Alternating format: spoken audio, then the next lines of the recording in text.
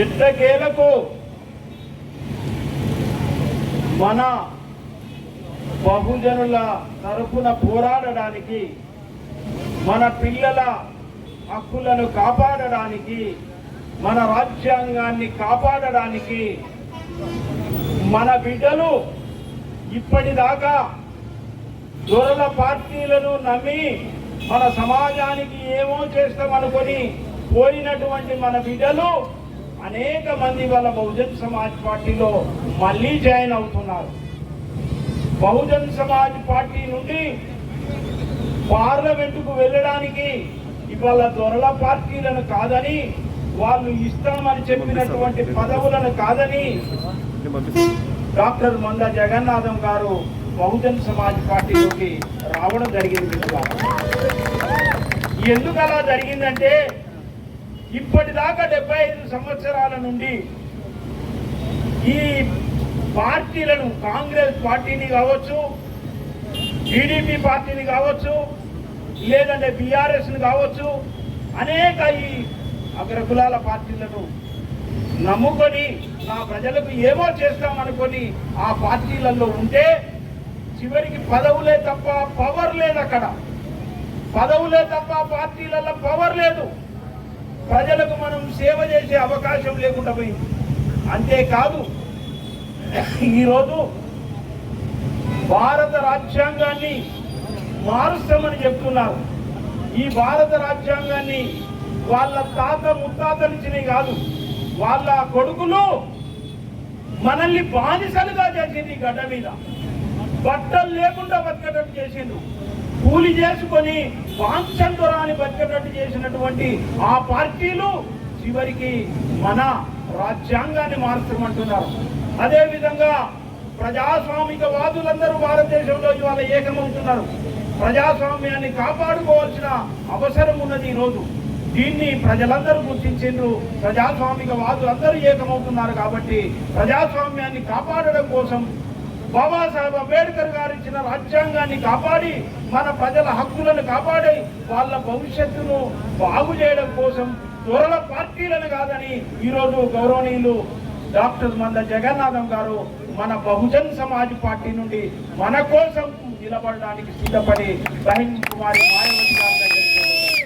బహన్ కుమారి మాయావతి గారు కూడా చాలా గొప్పగా మన జగన్నాథం గారికి ఆశీస్సులు ఇవ్వడం జరిగింది.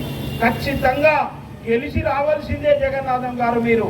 ఎందుకనంటే మనలాంటి వాళ్ళందరం గెలిస్తేనే భారతదేశంలో ఉన్నటువంటి ప్రజలు, బీసీ ప్రజలు, ఎస్సీ ప్రజలు, ఎస్టీ ప్రజలు, మత మైనారిటీలు, అగ్ర కులాలలో ఉన్నటువంటి పేదలు 90% మంది ప్రజలకు ఈరోజు భారతదేశంలో హక్కులుంటాయి.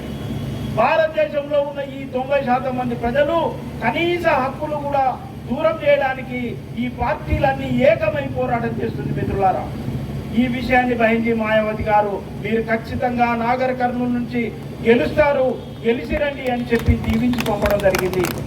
మిత్రులారా, ఈరోజు మీరు గమనించినట్లయితే మొన్నటి వరకు బీఆర్ఎస్ పార్టీని తెలంగాణ రాష్ట్రం తెచ్చిండ్రు అనే పేరుతోటి పరిపాలన అప్పగిస్తే 10 సంవత్సరాలు మనల్ని ముంచి దగా చేసి దోపిడీ చేసింది.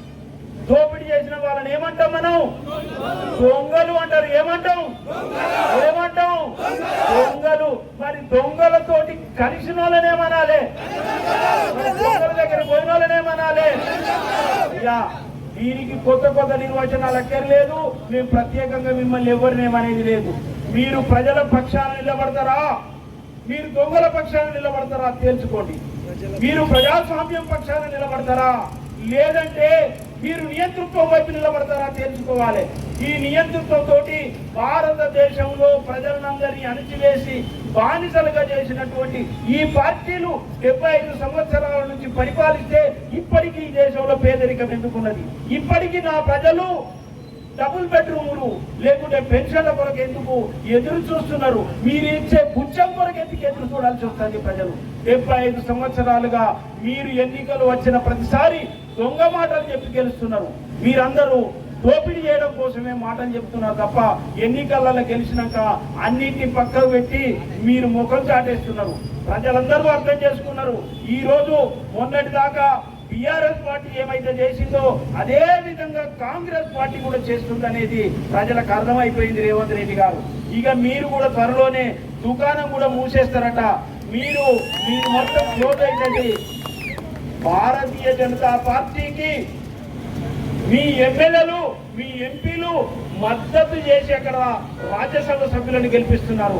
అక్కడ వేరు చోట్ల కాంగ్రెస్ పార్టీలో నుంచి గెలిచినటువంటి వాళ్ళు అక్కడ ప్రభుత్వాలు బీజేపీ ప్రభుత్వాలు ఏర్పడినట్టు చేస్తున్నారు. అంటే చెయ్యి గుర్తు పార్టీ మీద పోటీ చేసిన వాళ్ళందరూ కూడా ఇవాళ బీజేపీ స్పాన్సర్డ్ వ్యక్తులా, లేదంటే బీఆర్ఎస్ పార్టీ నుండి పోటీ చేసిన వాళ్ళు కూడా బీజేపీ ఏదైతే రాజ్యాంగాన్ని మార్చాలనుకుంటున్నదో ఆ బీజేపీ ఇచ్చినటువంటి వ్యక్తులా అనేది ప్రజలందరూ అర్థం చేసుకుంటున్నారు. మిత్రులారా, ఈ పార్టీలన్నీ కూడా ఒకటే. బీఆర్ఎస్ కావచ్చు, కాంగ్రెస్ కావచ్చు, లేదంటే భారతీయ జనతా పార్టీ కావచ్చు, ఇవన్నీ కూడా ప్రజా వ్యతిరేక పార్టీలు, ఇవి ప్రజాస్వామ్య వ్యతిరేక పార్టీలు. కాబట్టి ఆ పార్టీలలో ఉండడం వల్ల మన బాబాసాహెబ్ అంబేద్కర్ గారు మనకి ఇచ్చినటువంటి హక్కులనన్నీ కోల్పోయేటట్టు చేస్తున్నటువంటి ఆ దొంగలతోటి ఉండదని చెప్పి మన మందా జగన్నాథం గారు మనతోటి రావడం జరిగింది.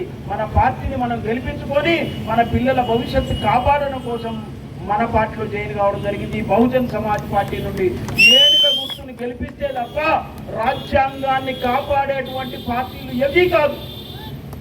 రాజ్యాంగాన్ని కాపాడాలంటే, అంబేద్కర్ గారు రాజ్యాంగాన్ని కాపాడాలంటే బహుజన్ సమాజ్ పార్టీకి ఒకటే.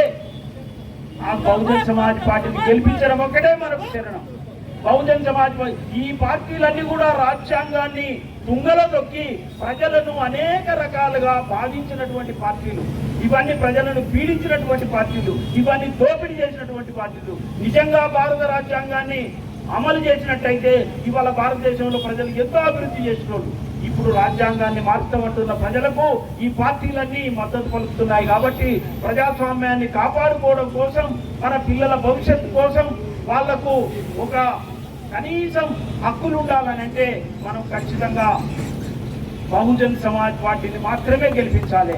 డాక్టర్ మందా జగన్నాథం గారిని గెలిపించాలి. మనం మిత్రులారా, ఒక్కటే విషయం, ఒకటి ఏంటంటే ఈ ఎన్నిక 2024లో జరుగుతున్నటువంటి పార్లమెంట్ ఎన్నిక భారతదేశంలో చిట్ట చివరి ఎన్నిక కానున్నది అని చెప్పి అనేక మంది ప్రజాస్వామికవాదులు మాట్లాడతారు. ఎందుకు చిట్ట చివరి ఎన్నిక కానున్నది అంటే, ఈసారి భారతీయ జనతా పార్టీ కనుక అధికారంలోకి వస్తే రాజ్యాంగాన్ని మారుతాం, ప్రజాస్వామ్యాన్ని మారుతాం, అదేవిధంగా మేము ఒక నిరంకుశత్వాన్ని తీసుకొస్తామని చెప్తున్నారు. కాబట్టి ఈ చిట్ట చివరి ఎన్నిక కావద్దంటే భారతీయ జనతా పార్టీని మనం మట్టుబెట్టాలి, ఇక్కడ గెలవకుండా చేయాలి.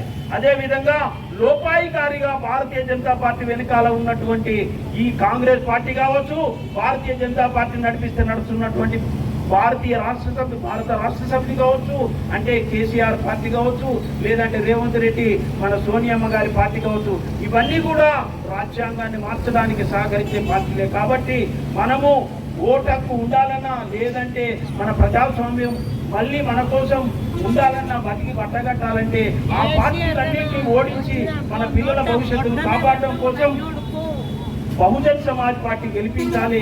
మనము మందా జగన్నాథం గారిని ఏనుగు గుర్తు మీద ఓటేసి గెలిపించాల్సింది కదా. ప్రజలందరికీ సందేశాన్ని తీసుకెళ్లాల్సిందిగా నేను మనవి చేస్తున్నాను.